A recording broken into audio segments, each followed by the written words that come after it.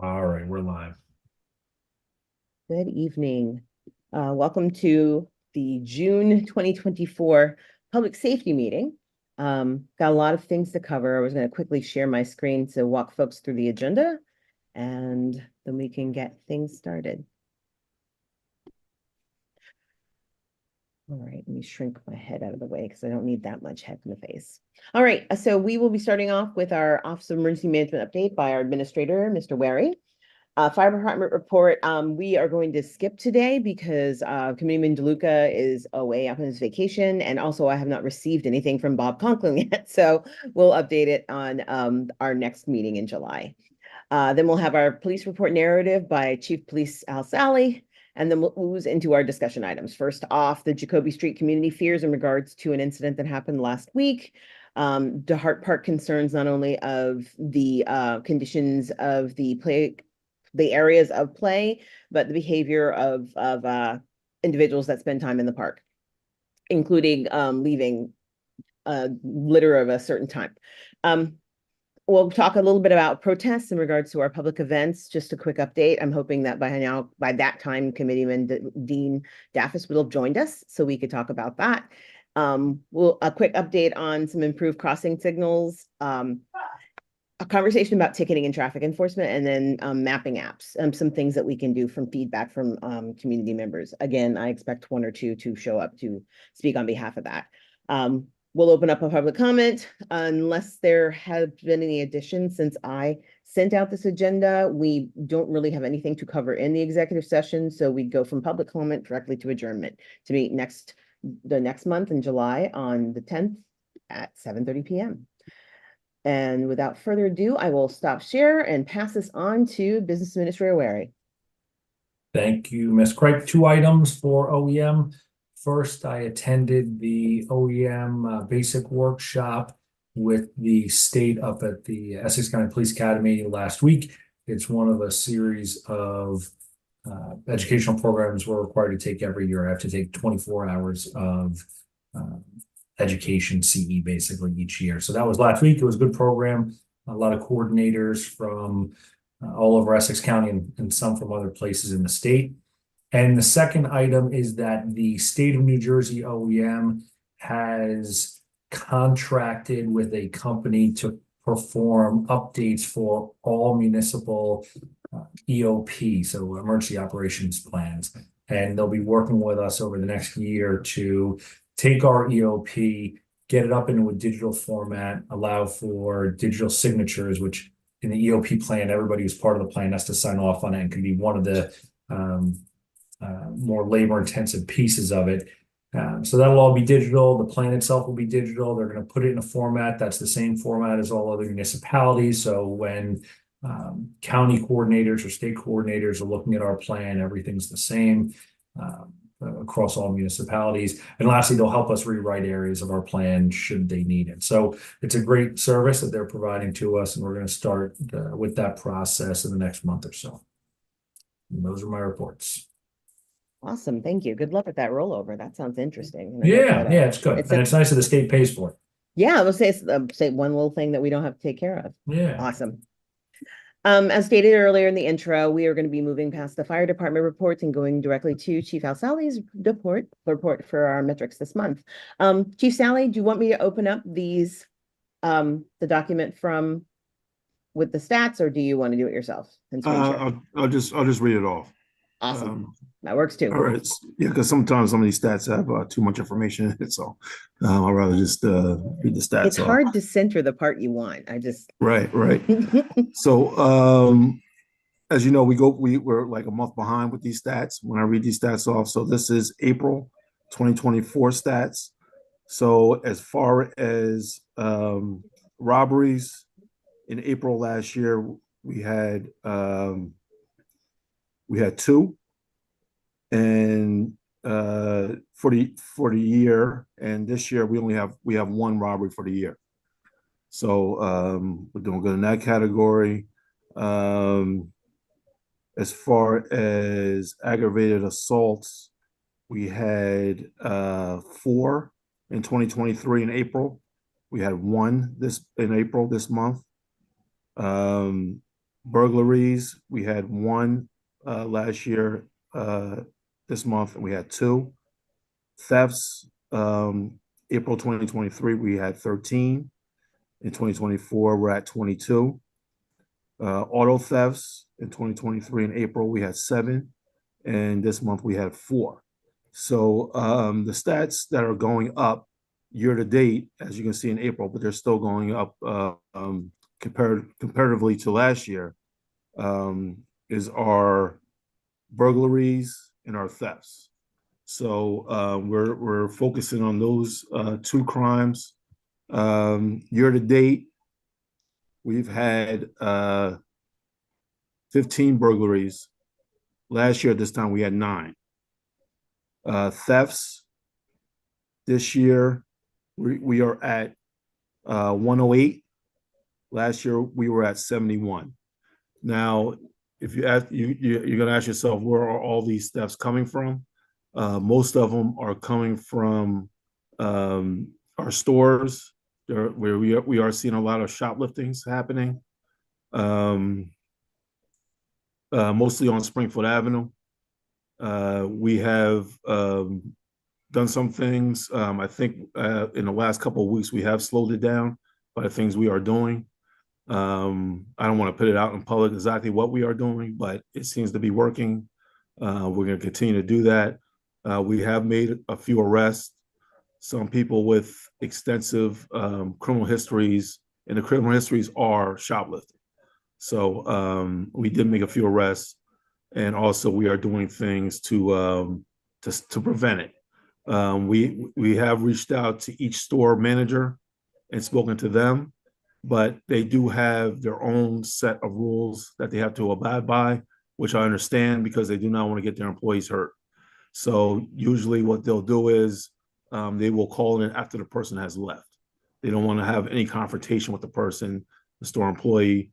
So, but we are, the reason why we were able to make some of the arrests we made was because we were already in the area, and we have some other things in place that help us in that situation. And also we're doing a lot of things that are preventing it. So that's where we are with the thefts. The burglaries, unfortunately, those are the ones that, again, they are going to the house, they are taking the keys, and they are stealing high-end vehicles. Sometimes it might be, the house might be, targeted more than once because the car are still there. They didn't make it the first time, they're doing it again.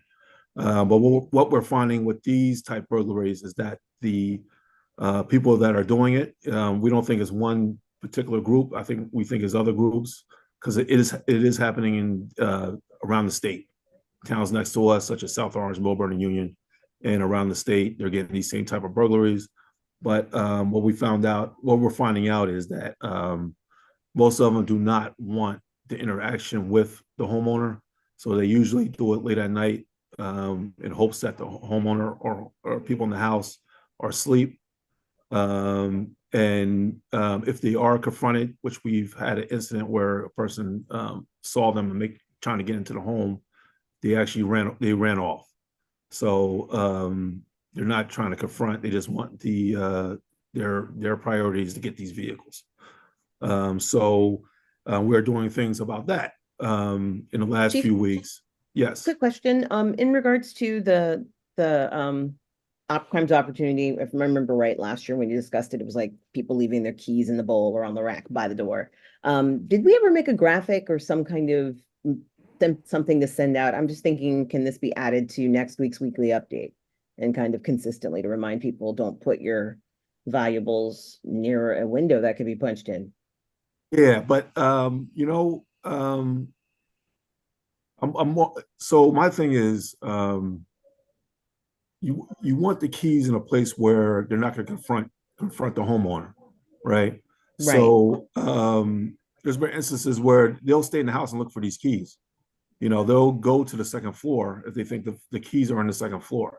So I would rather it be in a place where the confrontation wouldn't happen. Again, it's terrible that this is happening, but it is property, and the main thing is I don't want anybody to get hurt in the process of this. Agreed. Yeah. Again, I think they don't want the confrontation, but a confrontation is more likely to happen if they're looking for in a place that where somebody's sleeping, or so they, they go into the kitchen because they know it's on the first floor usually, is by the door, and the homeowner sleeps, so they don't know. But I don't want that confrontation to happen because you have it in your, you're sleeping with your keys in the bed, something like that, Yeah. or you have them in the closet on the second floor.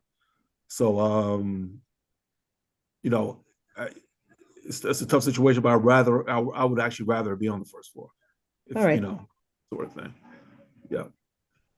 So again, we are that has slowed down the last couple weeks because we are doing things in those areas, which I will not state in public, but we are doing some things there that hopefully will continue to be the deterrent. So those are the two big crimes that were happening on a consistent basis. On May 31st, in the area of Jacoby Street and Brown Street, we did have a shooting. That shooting is under investigation. We are looking at a lot of video, and if anybody has any video, please contact us. I would say that the people that were involved were known to each other. It wasn't random. It wasn't a robbery or anything like that. It was a known. The parties were known to each other. So so it's unfortunate situation, but we were out there immediately. We rendered aid to one of the parties that was involved, and we put out a press release the next day. So our detectives are working hard on that. So that's where we're at now. All right. Thank you, Chief. And that's let me see if I have anything else on the matrix. It's funny because the actual vehicle thefts are trending down. They've been trending down for 2 years because I guess they're looking for these specific vehicles, which is making the burglaries go up. So that's trending down. Our assaults have trended down. And our robberies have trended down. All right. Thank you. Does anyone have any questions for Chief Sally? Have they figured out how to steal an electric car yet? Don't jinx us. I'm just saying, I'd like to know. I can't believe you just said that. Oh my gosh. Why? I just want to know if we need to worry yet. Like, is that a thing? Are they able to steal them? Do you know? I'm not sure. I haven't run across that. That's a good Okay. question. So I guess the answer is no. Yeah, maybe they can't find where to charge it. Well, but I mean, they can't get into it. Like, Yeah. Anyway, I don't want to give any more information, but. All right. Yeah. All right. Well, moving down to the discussion items, Chief Sally, I'm glad you brought up the incident on Jacoby Street from last week. I reached out to our health officer, Candace Davenport, in regards to a request from the neighborhood. The community was awakened by this thing, and many of the folks that were there have had for the last few years relationships where they could look at each other in the eye, have conversations across the street. I'm to check and see in the participants if anyone from there, because hearing it from me means nothing if you can hear it from the people that are there. And no, it does not look like they're here. But anyway, I spent part of Friday over there, and then I spoke with Anna. And right now, Candace is working with Essex County to have an additional booth added to the community fair this weekend, since it's at the Hart Park, and for us to be encouraging through the social media groups and stuff like that. Members of the community that are concerned want to seek some mental health assistance, they can go to the Hart Center for that. They also was hoping that Paul would be here to speak a bit about the lighting. Over the past 2 years, people who've lived in that area of Jacoby Street have said to PSE&G that the street is dark. When you get to a certain time at night with the tree canopy there, it's lovely, but it's pitch black. And with photos and various things to prove it, and have been told by PSE&G with their little device saying that according to our things, it's bright enough. And that is not the case. So we were hoping that somebody from engineering could come by and help us walk through the process of forcing them, if need be, to put in an additional light on that spot. because it curves, and where that curve hits is a small park. And that park has trees and it blocks the lights. So it's just generally dark in that I area. remember us doing a lighting survey, maybe over a year or so ago. So we do it because we were 24/7. Right, and you And see it, how yeah, effective it is. Yeah. but and then we turn it in, and then I don't know what happens after that. File 13 from the sounds of things, because I'm not getting anything done with it. So yes, we want to have somebody come and take a look at it, and maybe we can have the neighborhood, I don't know, put a petition together to send in support of this, saying, look, we live here and experience this night after night. It is dark. We need another light. Before we start a petition, I think we should look at it ourselves. So Chief, can you take a look on an overnight and have them report back about, maybe if there are any lights out or spacing of the lights, and if they're experiencing that darkness, and then we can have engineering take a look after that and make a recommendation if any need to be added, any lights need to be added. Yeah, we can redo it, but we did the whole town. Yeah. I remember. But we'll go back through and see if there's anything else that's broken since then. Or Yeah, I'd say just look at this area for now.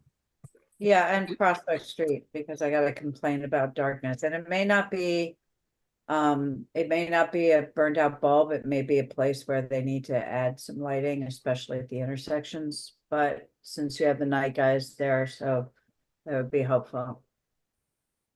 We should also look interdepartmentally, just discuss what happened with that lighting survey, because we did do a townwide lighting survey after a similar incident in the area last year.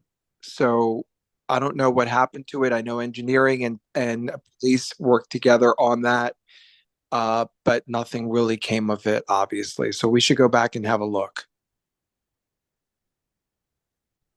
All right, thank you, Committeeman Great. Davis. One other thing that was listed as a concern was that we understand that our police force is stretched as far as they can with their shifts, and the number of people called in for crossing guard coverage and various things. We understand and don't want to say, but we need more. But right now, that neighborhood feels it needs more. They feel that they would like to see more increased patrols out there, and not the neighborhood trick of the car with no officer in it. Everyone knows. So they would like the actual officer, and the tone a lot of folks have about it is kind of sad and upset at the fact that we're still having this conversation even after having the police department move closer to us. We need to see you, and we get that there is tension still between law enforcement and presence in communities that are densely populated and more populated by Black and brown people. We understand that, but at the same time, we still want to see you. So from the community, that was a request that we wanted to put out there. Just to answer that, our response to traffic and crime is all stat based. So we're not looking at the density of the population affects the stats, because there's just more people there and then more things are going to happen. So that's why we do deploy more officers in those areas where it's more dense and where we see an uptick in crime, or we see a major crime happen. We send more officers to that location. We have done a lot of anti-crime details, traffic details in certain areas.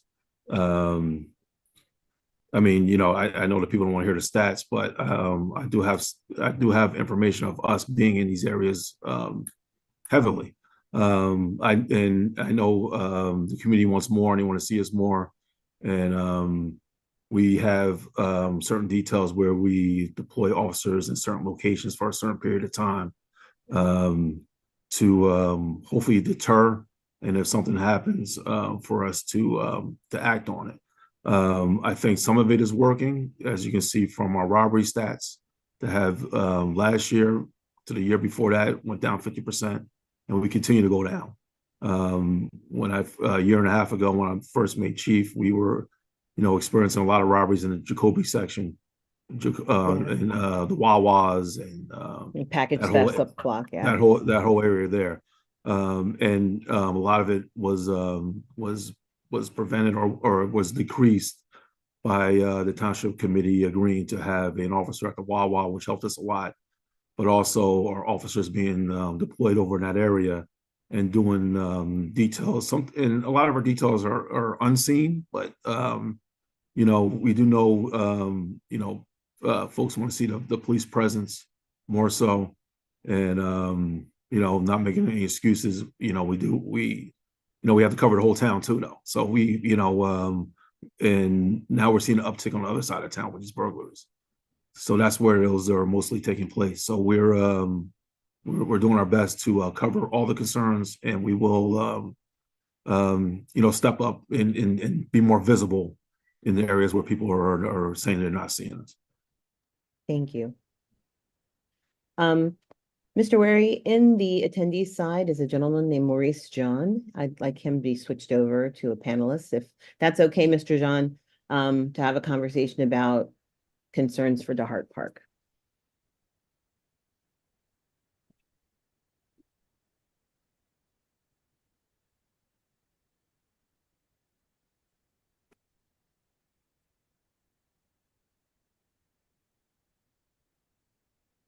Mr. John, you're muted. I don't know if you're aware of that, but if you can unmute yourself. Hi,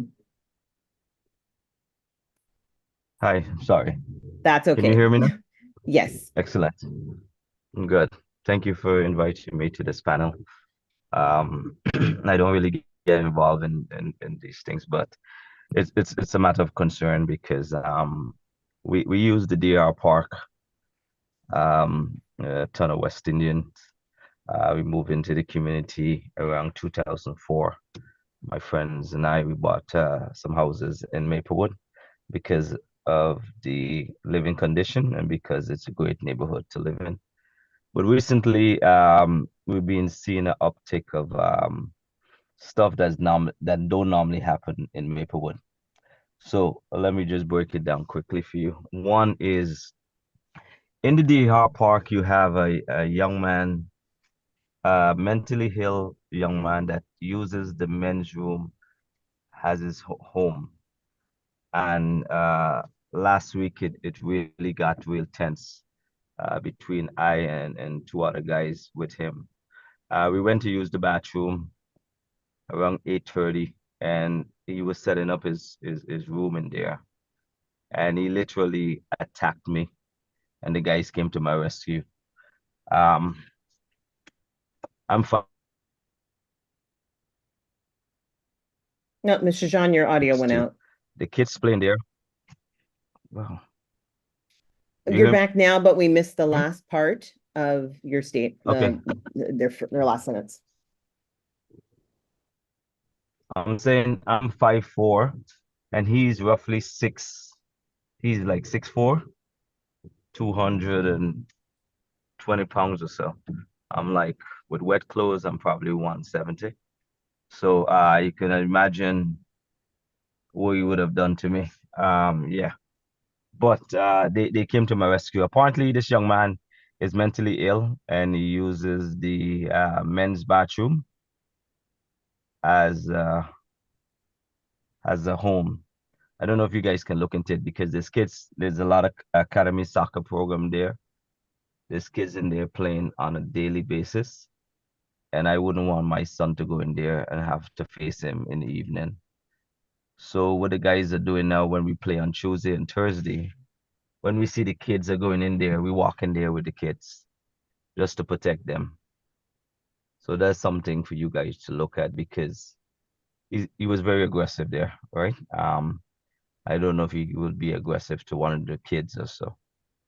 Second of all, there's an uptick in drug use and alcohol use in the park, especially in the evening when we're playing.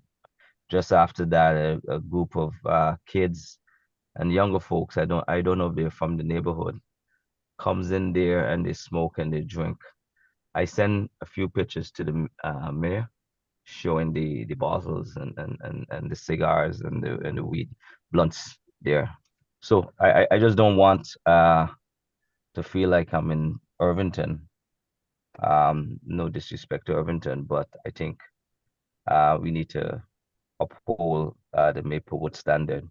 So if you guys can look into that in DR Park and those surrounding neighborhoods to make sure you curtail that type of activity.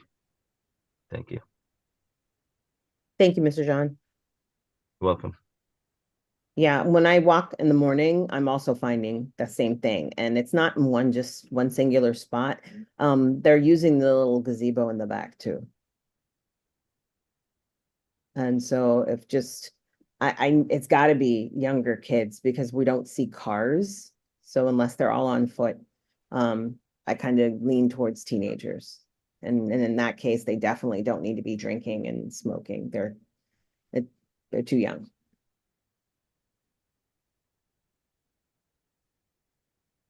Okay, yeah, Um, as far as the unhoused gentleman, yes, he is known to us and also the health department. We are working with the health department to find housing for him and to get the help he's needed. When we do respond there, we do he you know, I understand he might be aggressive with the public. When we have dealings with him, he's not very aggressive with us. Could be the authority, but he does. He will move from that location when we request him to. But we are currently working with the health department to get proper treatment for him and housing for him. As Good. far as the drug use and the alcohol in the park, we just recently retrained our officers on the township ordinance regarding smoking in the park. And also, we are stepping up our details in that area to, again, prevention, to prevent it from happening. And if we do have, it does happen, we will take action on that. Good. Thank you. Mr. Daffis, I put this one on for you. I know we have a meeting coming up in regarding to make Woodstock on Friday, but this bit about protests at public events, what are some of the feedback you've been hearing? Sorry, I was grabbing a bite to eat. It's okay. I was stuffing my face and could not speak fast enough. So are we talking about protesting at public events? I'm sorry. Yes, in public, event, just behavior. Yeah, I mean, I think we have, reached, I think we're striking the right balance between allowing freedom of speech, even speech that maybe not all of us agree with, as individuals, but, protected under the Constitution, while also having a thoughtful protocol in place on how to engage when that speech crosses the line over into aggressive behavior. Being in people's faces, screaming at them, obviously bodily contact would constitute, battery or assault. So that's not freedom of speech anymore. It's more than that. So we have established a protocol with the police department and with township administration. And we make that clear with the different groups out there who wish to express their First Amendment rights. And since then, I don't think we've had any issues, and people can correct me if I'm wrong. For instance, we had big pride events last weekend and this past weekend, our big festival. We get over 8,000 people throughout the day coming in and out of Memorial Park. It's open to the world. There's no perimeter that's closed. You could come in and out as you please, and we didn't have any issues. We stayed in contact with different groups who had expressed some interest in social media circles in coming by and protesting the event. And we, said, listen, these are the parameters of engagement. And we hope that you will be respectful and honor that. And they did. So we didn't have any issues. I think certain groups did their thing. The Pride people did their thing. Everybody was happy. Everybody was outside. It was a beautiful weekend. And we're going to use a similar protocol with event organizers and with township employees as we look into the next big events at Memorial Park, such as you mentioned Maple Woodstock coming up. Obviously, before then, we're going to have a big Juneteenth celebration next Friday. Come on out, folks, at Memorial Park. It's going to be great music, fun for the whole family, and fireworks at the end of the night. After that, July 4th is right around the corner. We're expanding our July 4th. Again, we're making it every year since COVID, since we've been back, bigger and bigger. And then Maple Woodstock right around the corner. Then we have a big music festival in August. I'm not sure if the house music folks are going to be doing that festival this year. I haven't seen an event app yet. So that's where we are. I think we've learned a lot talking about this together and in public comments and different meetings and meeting with different groups in person and reaching some sort of balance. And we hope it'll stay that way. Awesome. Does anyone have any questions for Committeeman Daffis? Thank you for that. On this topic, credit is owed to the police officers who are working directly with the people who are protesting. We have the opportunity and the comfort of these types of discussions to talk about what's allowed and what's not allowed. And they're put in a tough position to pivot as things change in the moment, and they've struck a really great balance. And I've worked with Lieutenant Gearin and Sergeant DeFazio specifically because they work a lot of these events, and they've done a really great job. Just at Pride, we had one group that we had talked with the week before, and we had a good idea what they were doing and how that would be handled should anything change.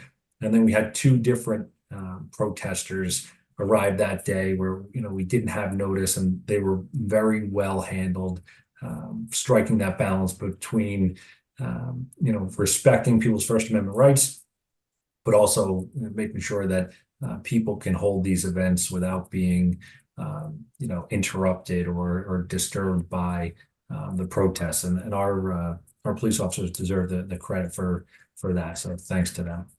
Agreed. Thanks.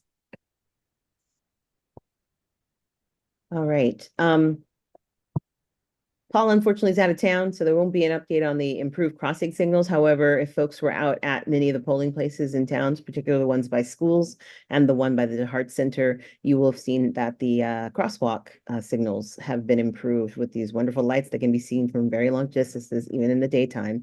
And it hopefully will encourage more folks to be aware of pedestrians in traffic. The second to last item was ticketing and traffic enforcement. I know it seems today that has been the Beat on the Police Day show, and it's not our intention, Chief Sally. It's just that there are so many things that we're blessed and cursed as a community like ours to have. And one of it is being conveniently located near major throughways like 78, like the Parkway. We're seeing a large uptick of people using our side streets as escape routes when we have blockages due to accidents or road repairs or maintenance work on utilities. But some of the problem areas that I've had identified is the two intersections right in the industrial section of town, Newark Way at Rutgers and also at Rutgers and Burnett. I didn't get that on the list, but there are several routes, and also in the attendees section, Mr. Pepper and Mr. Howley are present. I don't know if we should wait till public comment for that, but I believe that they would be, again, an asset to the conversation. So to have them moved over. You want them moved over now? If we could move Mr. Pepper for sure. I don't know if Mr. Howley's ready because he's got a 7-day-old baby in the house. I don't know why he's even here. Well, I can ask him and he can always decline if he doesn't want to move over. Okay.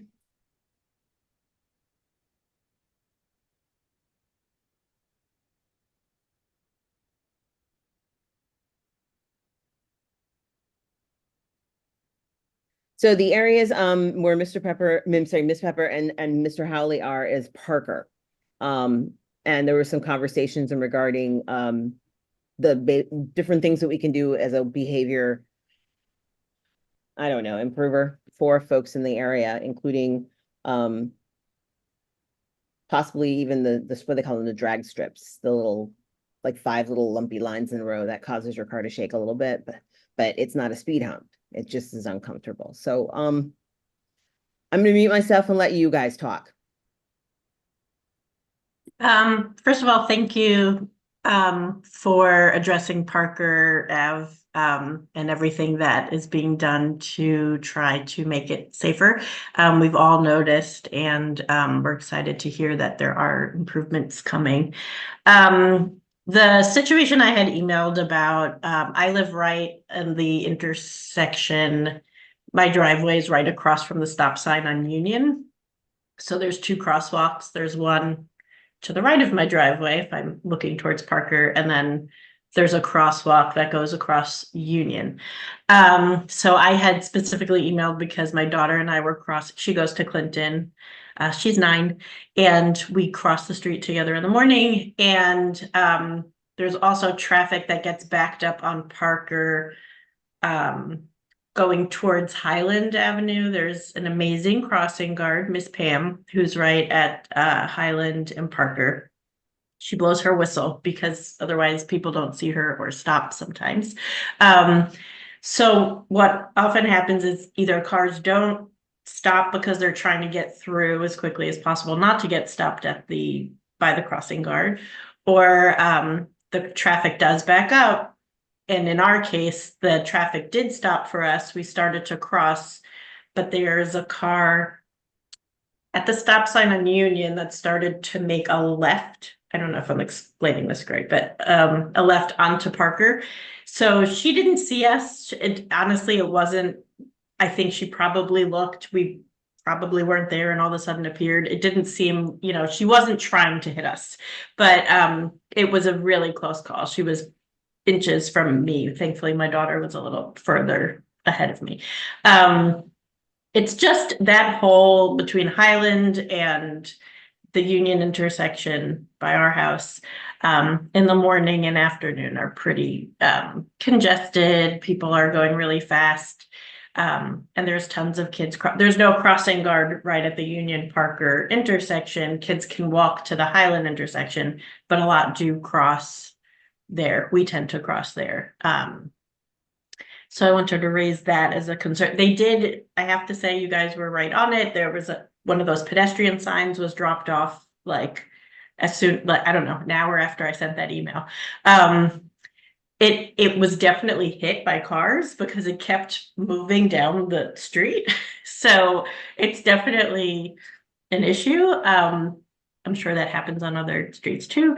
The other thing is that when cars are coming from Highland towards, let's say, towards Boyden Avenue, if they try to make a left onto Union, sometimes they cut that corner, and I've seen them like almost hit oncoming traffic. Union's not that wide of a street. So there's that, and then of course there's a crosswalk there. And while those cars are trying to make that left onto Union, sometimes the impatient cars behind them try to go to the right around them, which is right by our sidewalk and our driveway. They have 2 kids who we are out in front a lot. And I am concerned that a car could jump the curb. There's just not enough room to even do that. I have no idea how one fixes that or just makes it harder to even make it a possibility to go around. And my other concern, hold on, let me write this down. Well, I guess that's it. Highland intersection. Oh, just further down. I'm sure that I know that there are patrols, but like where the Clinton drop off in the morning is sort of, I feel terrible for that crossing guard who's it's like, I guess it's or Burroughs, but that right by Berkshire in the intersection, yeah, it's a really difficult. There's a stop sign. There's 2 stop signs, the Berkshire stop sign, but he's got like 4 different.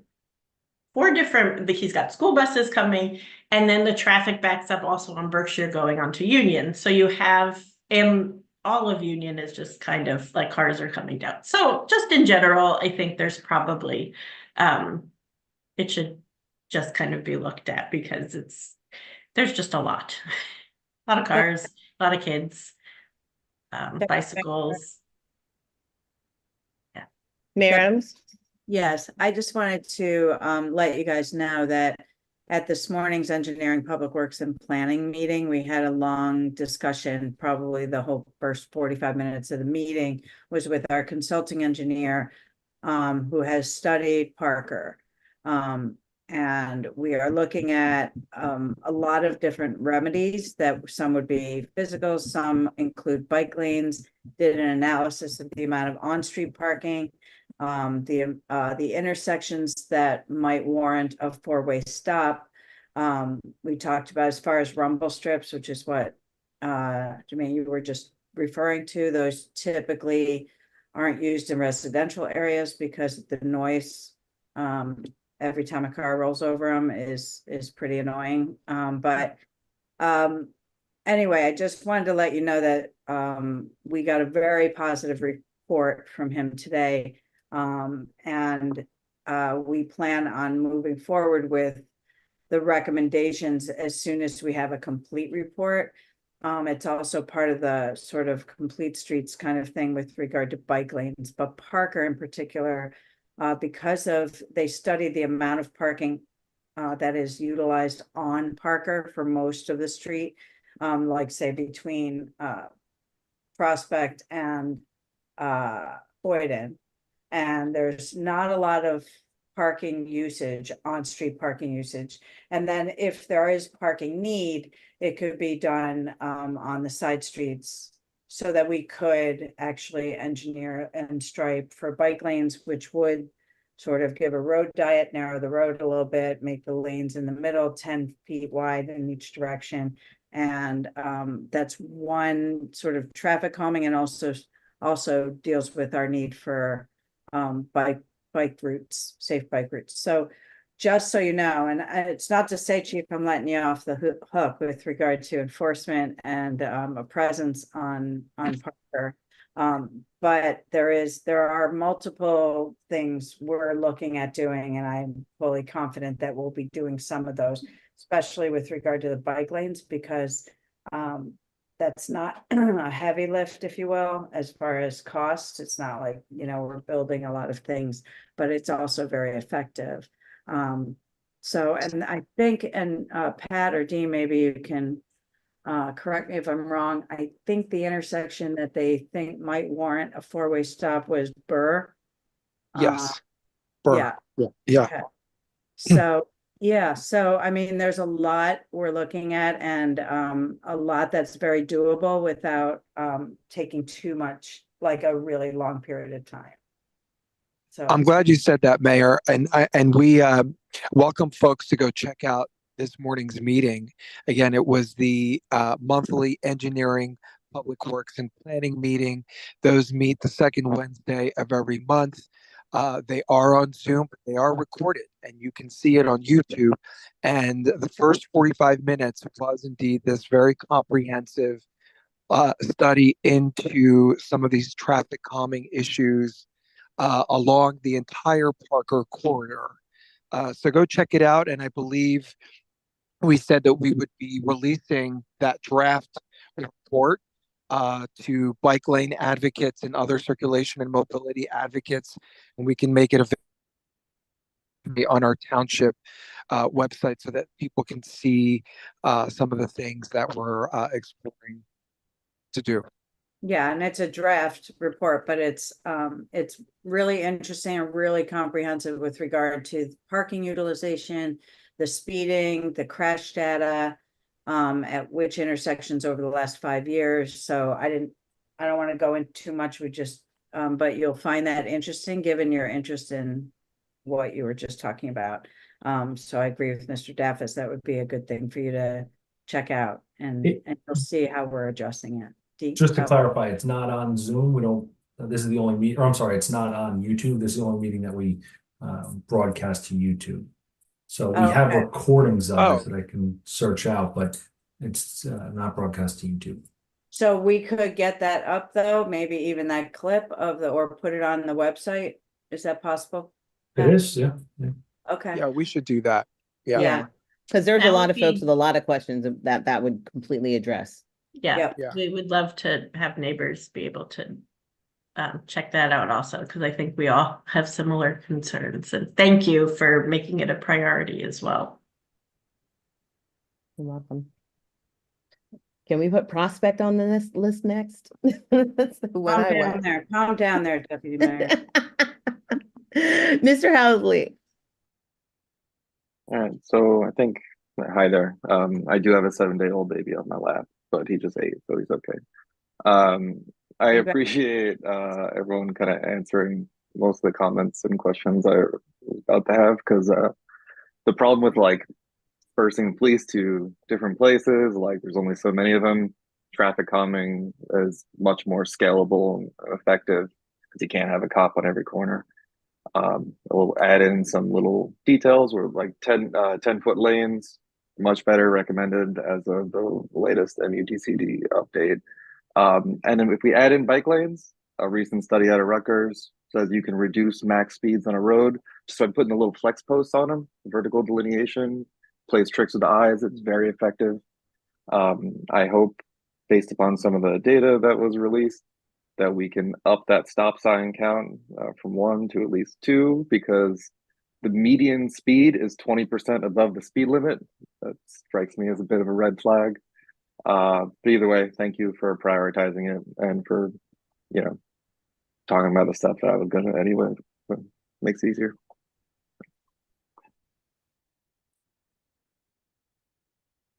Jermaine, you're on mute. Oh, I'm sorry, Miss Cripe. Now you can call me them Jermaine. That's my name.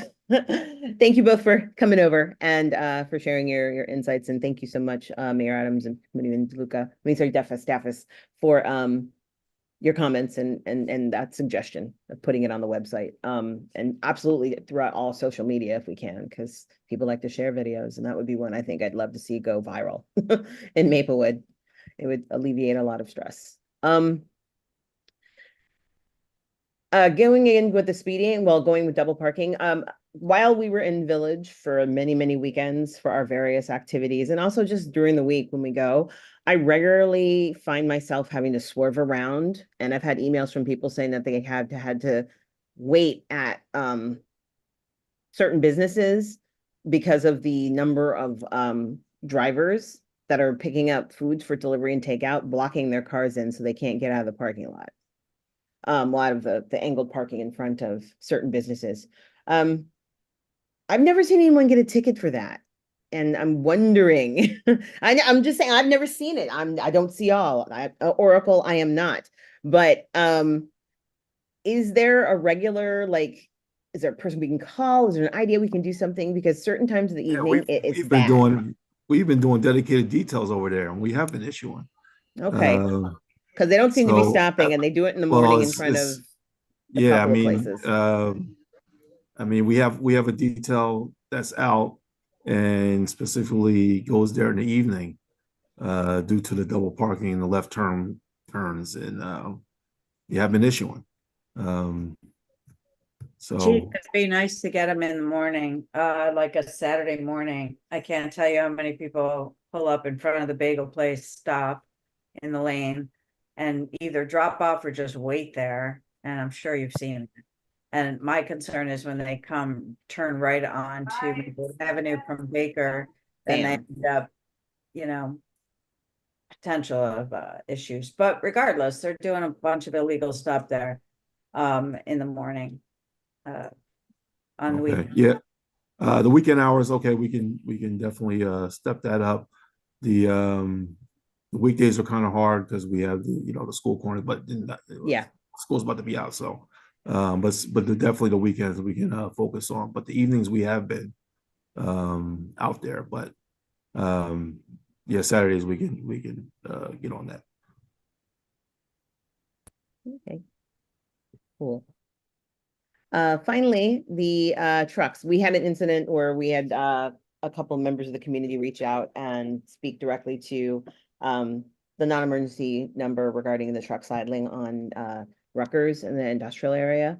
One of them was absolutely in line. They were a vehicle that was doing work, and to have that vehicle be able to operate, it needed to have its engine going. But there still seems to be a large number, particularly around the plumbing supply place, that still leave their cars running, and that is a route to Seth Boyden for that neighborhood.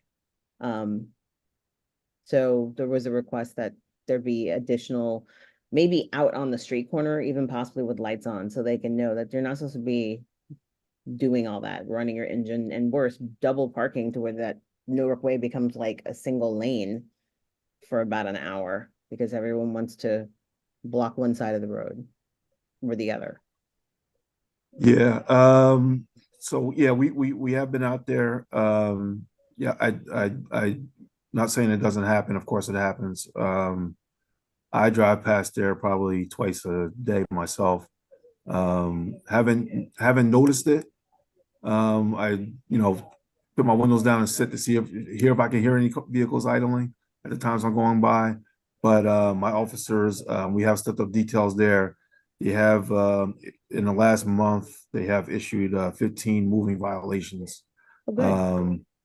Yeah, but they have not issued a idling truck or anything of that effect. I don't know if it's one time I was out there, I did see an idling truck, and it quickly in like a second moved out, just drove off. But I'm sure it happens. We'll continue to do details down there. I directed my guys to do multi-officer details throughout the day. And we also went the other route with it. I had my community service unit speak to the owner of the plumbing supply place to tell his customers, make sure they're parked properly and they're turning their trucks off when they're in the store. And when I drive by, I see the vendors there parked, and I have not personally seen it, but I'm sure it does happen, and we'll continue to focus on that area. Yeah. Because I can only imagine we're getting closer to the end of the school year, there are going to be a lot more kids even throughout the day going down Right. those blocks trying to get to the park. And I'd hate for someone to get aggressive and angry because they finally find an opening and end up injuring someone. Yeah. All right. Well, thank you, Chief. Speaking to a friend outside of the community, another municipal leader, I was informed that we get put into our communities, or our streets get put into the mapping apps based off of like input and choice and everything. And we're finding that more and more people are just testing whether or not their streets are being used as if you want to avoid traffic, go this way. And they are. Maplewood and South Orange is one of especially some of the streets nearest to Springfield Avenue and near Milburn Avenue. Those areas tend to be the streets that folks are being routed to when they're told to avoid Valley or Springfield. And it's becoming a bit of a challenge. Doing a lot of walking in both those neighborhoods over the last month or so. It was concerning a couple times when I would be speaking to someone on their stoop and I'd hear cars right through, all of a sudden, like 4 or 5 in a row, like almost a race pattern. And I was trying to figure out why they're doing it, and come to find out from talking to a friend in Union maybe or whatever, that there was an incident and folks were being told to avoid the area, and that's where Waze sent them. So I'm wondering if there's a way that we can, as a way of making the traffic not so hard in our commuter times, complain to these agencies or file our addresses, our streets in a certain way so that we're not used as the number one choice of how to get from point A to point B when this road is blocked. I'm throwing it out there.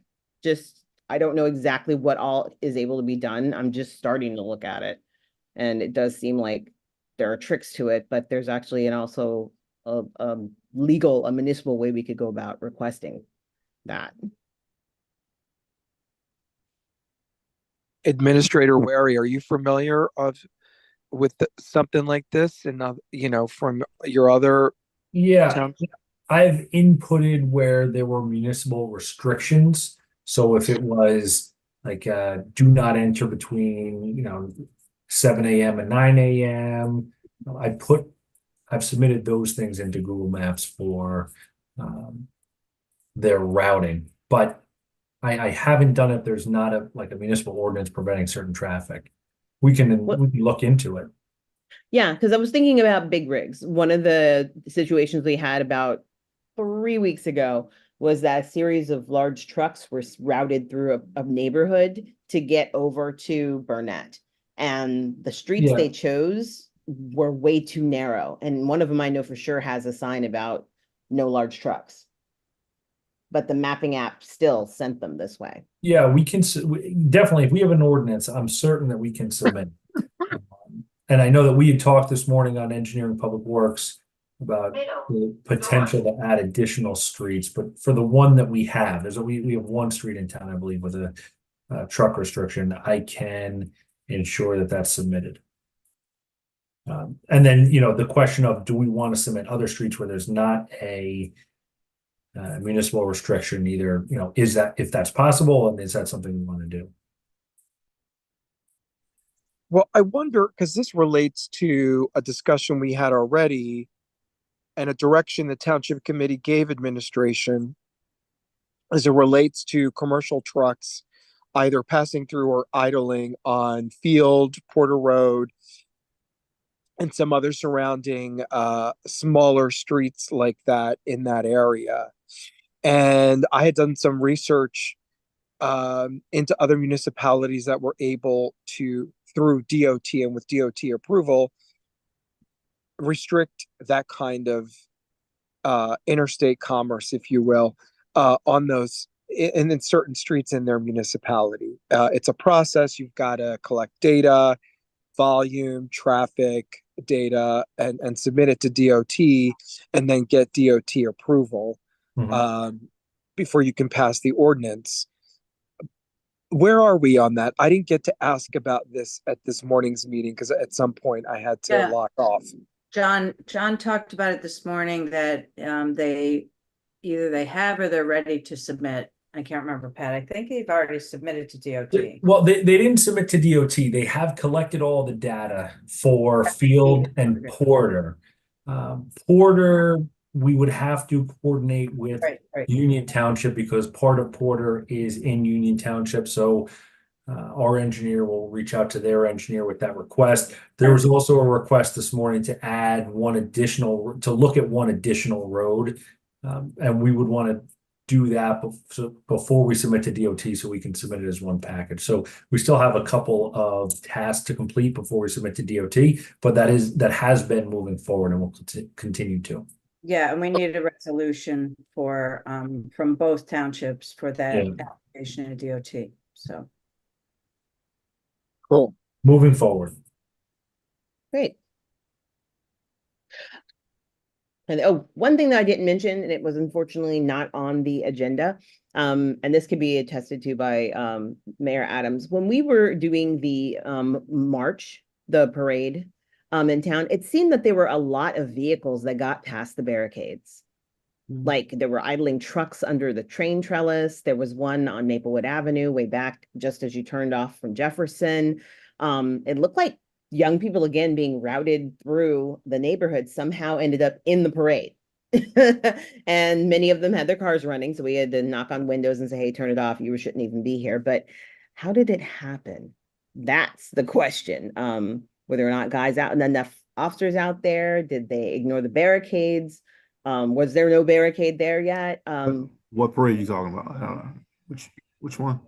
was it The Memorial Day parade. Okay, that's the first I heard of it. So yeah, there were, Chief. There were a few different instances. The first one was down Maplewood Avenue before you went to the village on the way to West Parker. There were a couple cars that had to be pulled over so that the parade could pass. And then again by Baker, I feel like, and near the middle school, and possibly even later on Valley, but I'm not positive. So there were just a few that I've never experienced before. Yeah, it was a first. Yeah. So it's just something was missed. okay, I'll look into it. First I'm hearing about it, so I'll see what happened. Thank you. All right, this takes us to our public comment section. I know there are a few folks left in the attendee side. If you could facilitate their comment, Mr. Wary? Yeah, if any member of the public would like to speak in public portion, please raise your hand now and we will move you over to panelist.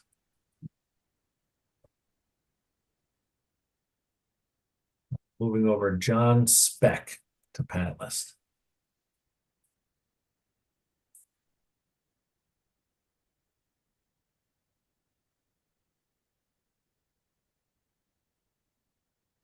Hello, Township Committee and Public Safety members.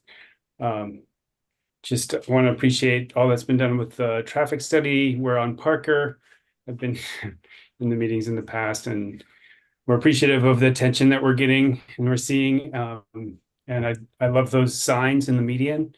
I've noticed that one's really effective on Orchard and Parker, so much so that it's been hit by a couple cars and now it's like broken. So I'm wondering, can we get a permanent one, like stuck permanently in the middle of the road? Cheeky question, but just wanted to say that we appreciate all the work you're doing on that, and we're looking forward to these bike lanes. That we're coming up on our second year in Maplewood, and we just realized how many great places there are that we can ride our bikes to, and we really enjoy supporting our community businesses and riding our bikes and just having fun with our neighbors and our friends locally. Nice. Thank you. But no, we can't put a permanent one. Well, if we could get any kind of, I think Rob Howley mentioned vertical delineators on those bike paths. I feel like what's really going to slow a car down is the risk that they're going to damage their car hitting something. Like the paint is good. It's a good visual deterrent. But I feel like what really slows down people when they feel like they're going to damage their own vehicle.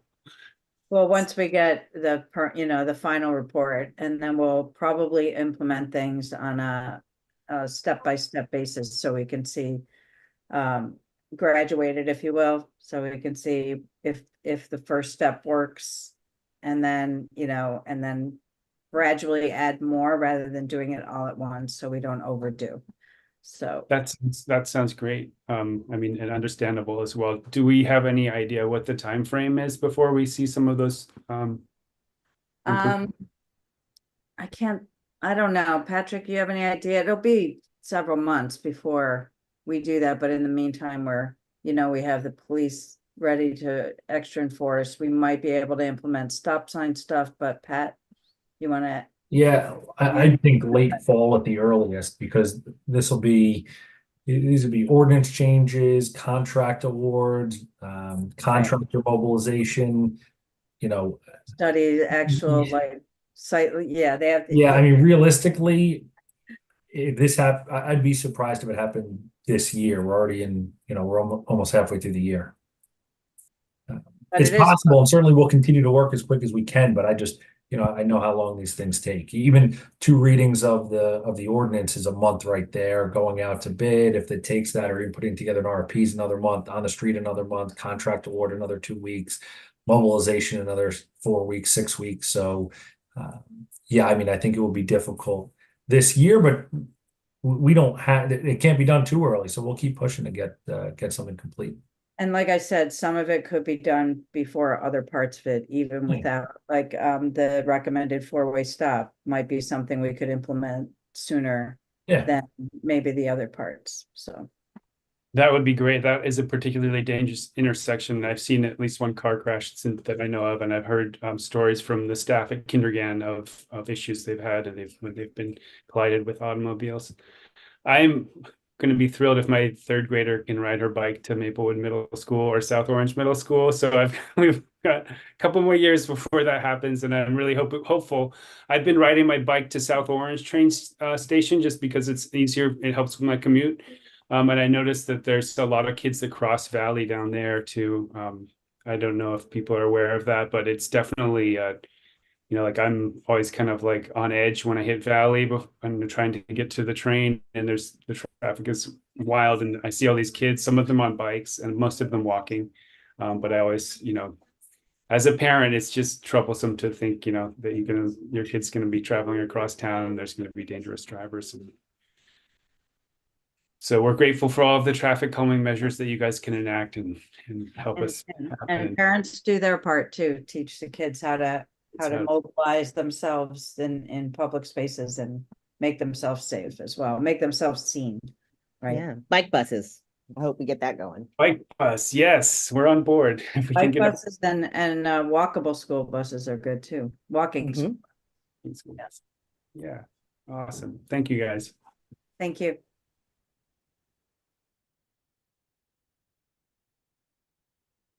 And there were no additional hands. All right, unless anyone has anything else they would like to offer up for discussion or anything else, I move that we adjourn and have our next meeting on Wednesday, July 10th at 7:30 PM via Zoom. Okey doke. Thanks, everybody.